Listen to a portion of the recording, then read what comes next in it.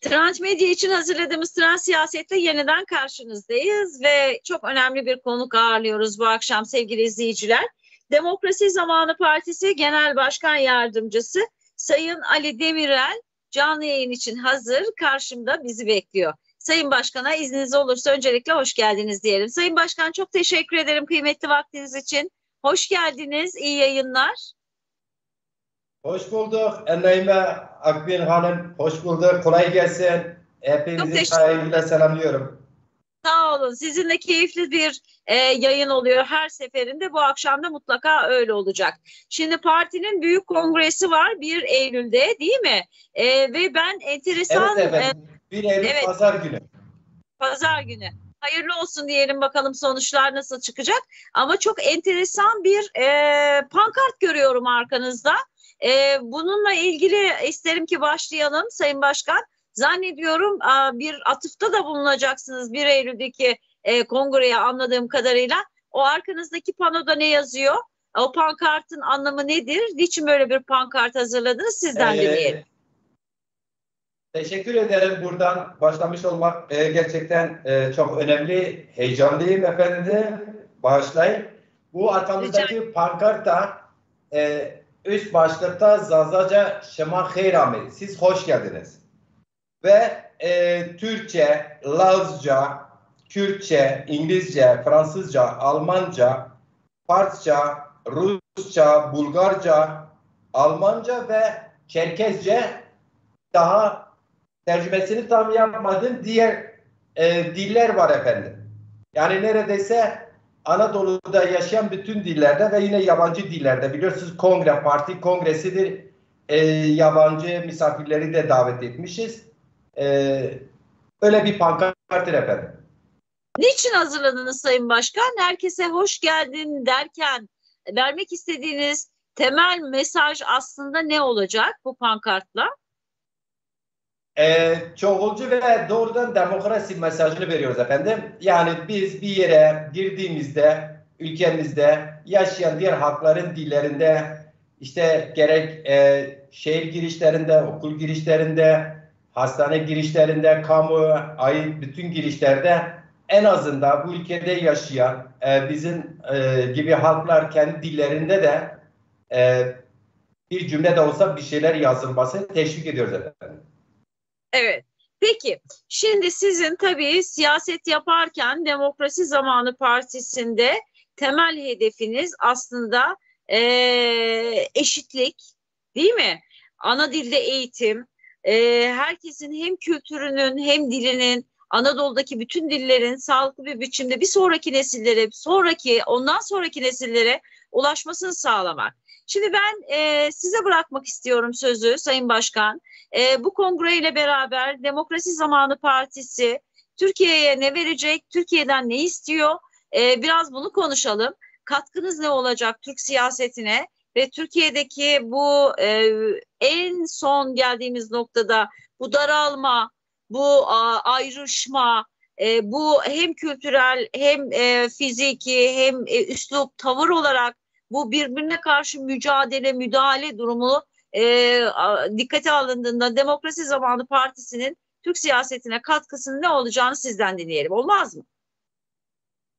Eyvallah, teşekkür ederim. Efendim, şimdi şöyle bir bakıyoruz. Cumhuriyet tarihinden önce Osmanlı son yıllarında birden fazla parti kurulmuştur. Ve bütün bu partilerin programlarına bakıyoruz. Ana dilde eğitim hakkını savunuyorlar parti programlarında. Ve hatta bazı milliyetçi partiler şunu programlarında teklif ediyorlar. Hangi bölgede hangi milletten, ırktan insanlarımız bu coğrafyada yaşıyorlarsa onların ana dillerinde eğitim yanında resmi dil Türkçe verilmesini programlarına almışlardır.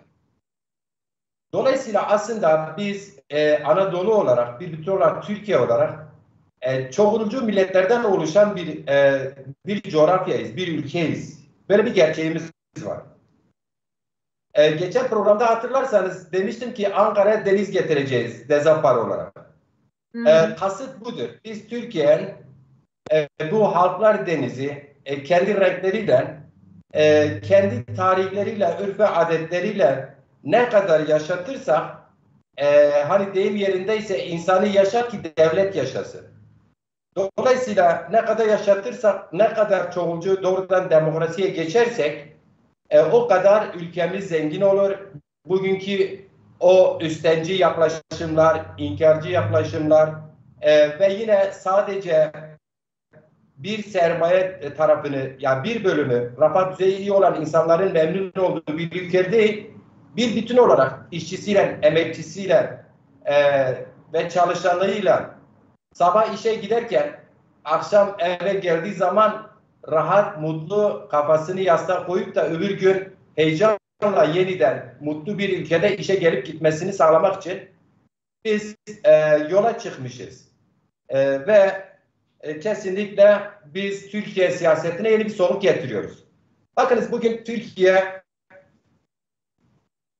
hangi hükümet gelirse gelsin, Sayın Özal döneminden başlayarak şu an Sayın Erdoğan dönemine kadar bu merkez partiler iktidar oluyor. Sermaye hizmet ediyorlar. Sermaye önce tıkanmış bir önceki döneme yeni bir soluk getireceğim diye yeni hükümeti destekliyor. Bir 5 yıl, 6 yıl bilemedim bir bakıyorsun bir şeylerde düzelme var ve daha sonra peyderpey tepe takla giderek yeniden krizlere gebe olan bir ülke haline geliyoruz ve şimdi ülke maalesef yine öyle bir sürecin içinde. Hı hı.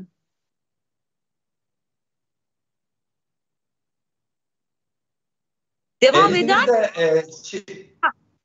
İzninizle bugün bizim partimiz 20 Mayıs 2024'te almış olduğu Milli Eğitim Müfredatında Zazacan'ın Kürtçenin lehçesi yerine müstakilinin kabulü. Yüzlerce dil bilimcinin kabul ettiği, Türkiye'de de dil bilimcilerin, tarihçilerin ve bütün dünyada araştırmacıların, bizler kendimiz bu dili yaşayanlar olarak dilimizin grameri sayılarıyla birlikte farklı bir dil olduğunu, gramer olduğu konusunda şüphemiz yok. Dolayısıyla biz 20 Mayıs'ta Milli Eğitim Müfredatı'nda Zazacan'ın Kürtçenin lehçesi yerine müstakil kabulü ve TRT radyo televizyon bünyesinde bir kanalın açılması için partimiz realde bir faaliyet yürütüyor. Bir de aydınlarımız CİMER üzerinde Türkiye Büyük Millet Meclisi'ne dilekçe verdiler. Dilekçenin biri bugün reddedildi. Şöyle, reddeden komisyonda Türkiye Büyük Millet Meclisi'nde yer alan Sonay Karamı, AKP milletvekili, Ahmet Salih Dal, AKP milletvekili, Behiye Ekar, AKP milletvekili, Süleyman Şahan, AKP milletvekili. Yani Türkiye Büyük Millet Meclisi komisyonunda bu CİMER üzerinde yapmış olduğu bir aydınımız yapmış olduğu başvuruyu böylece görüşüp reddedilmiş ve ilgili idare olan diyor Milli Eğitim Bakanlığı ve Türkiye Radyo Televizyon kurumuna yazın demek istiyor. Ya şimdi biz geçmişte buralara yazdığımızda CİMER yüzünde Türkiye Büyük Millet Meclisi'ne bu talepte bulunun. Şimdi de Türkiye Büyük Millet Meclisi 4 tane AK Parti milletvekili bu dilekçemize red vermiştir. Yani ne yapalım biz? Hı hı. Ama meclisten Yani çıkacaklarına göre değil mi? Yani aslında onlar topu TRT topu Türkiye Büyük Millet Meclisi'ne atıyor. Türkiye Büyük Millet Meclisi topu TRT'ye atıyor. Yani böyle bir ortada gidip gelmeler var. Bir somut sonuç alabilmeniz için net bir adres size ulaşamıyor anladığım kadarıyla. Evet ama artık biz Türkiye'de bütün halkları kucaklayan bir parti var. Demokrat Zamanı Partisi var. Biz realde de bu faaliyeti bir yıl sürdüreceğiz ve aydınlarımızla, bilim insanlarımızla, derneklerimizle Türkiye'de demokrasiden çoğulcu ve doğrudan demokrasiden yana olan sağduyulu insanlarımızla hem bir yıl sonra Türkiye Büyük Millet Meclisi'ni meclis başkanlığı ve diğer kurumları bu realde topladığımız dosyalarımızla ziyaret edeceğiz. Parti olarak bunun peşini bırakmayacağız efendim. Hı hı. Peki Sayın Başkan, kongreyi de birazcık konuşalım. 1-2 dakika zamanımız var. Kongrede neler yapacaksınız? Kimleri davet ettiniz? Kongre nerede düzenlenecek? O konularda da sizden bilgi rica edebilir miyim? Kongre GMK Bulvarı üzerinde bulunan hemen Menekşe bir sokak var. Orada yapıyoruz. Kızılay'ın hemen yapışıyor. Kızılay alışveriş merkezinin bir arka sokağıdır efendim. Ve bu kongrede ilk kez Demokrat Zamanı Partisi tüzük değişikliğini yaparak eşitlikçi eş başkan sistemine geçiyor. Heyecanlıyız. Hazırlıklarımız bitmiştir, tamamdır. Misafirler olarak da biz başta iktidar partisi olmak üzere ana muhalefet partisi CHP, iktidar partisi AKP ve diğer sendikalar, meslek grupları, birçok derneğe daveti bizzati ben ve üyelerimiz de götürmüşüz. Birçok parti gerçekten 1 saat 40 dakika ilgilenmiştir, bizi dinlemişlerdir. Yine Türkiye 30 yıldır mücadele eden İnsan Hakları Derneği ile bir araya gelmişiz.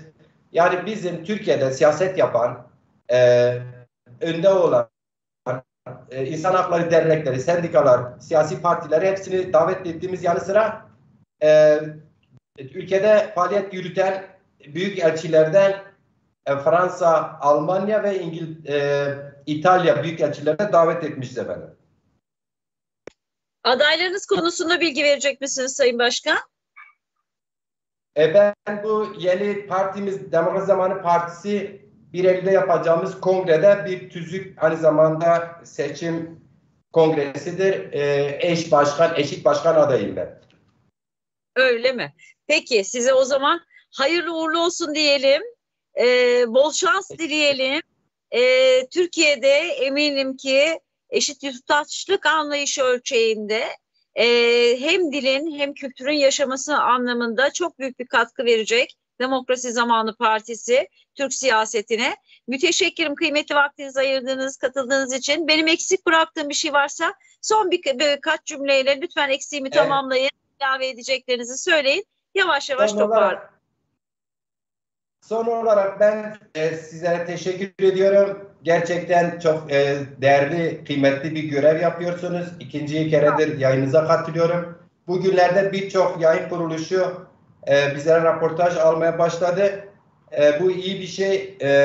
Ve ben eğer ki izniniz olursa Derdi Maciri 1. şiir kitabında Zazaca kendi ana dilimde bir şiir okumak isterim. Öyle kapatalım, olur mu?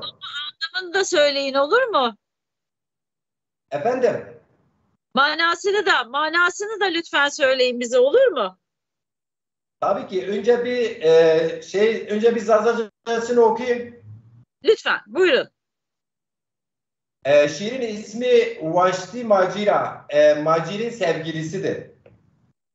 Gwen şiirina rigermina hemvelati mina esmeru gevra çim gözela vaşti ala keyleydera sink sepiya mıhurdiya beliye miya zat erciya geli derga altun zerda mıhuri berda şariri derda kevon vora buri kaytana kevon khana daikir vora daik lev tenika karşelika pisperika nazonkina Kırnik berza, zerri lerza, kevonu eza, lezu beza.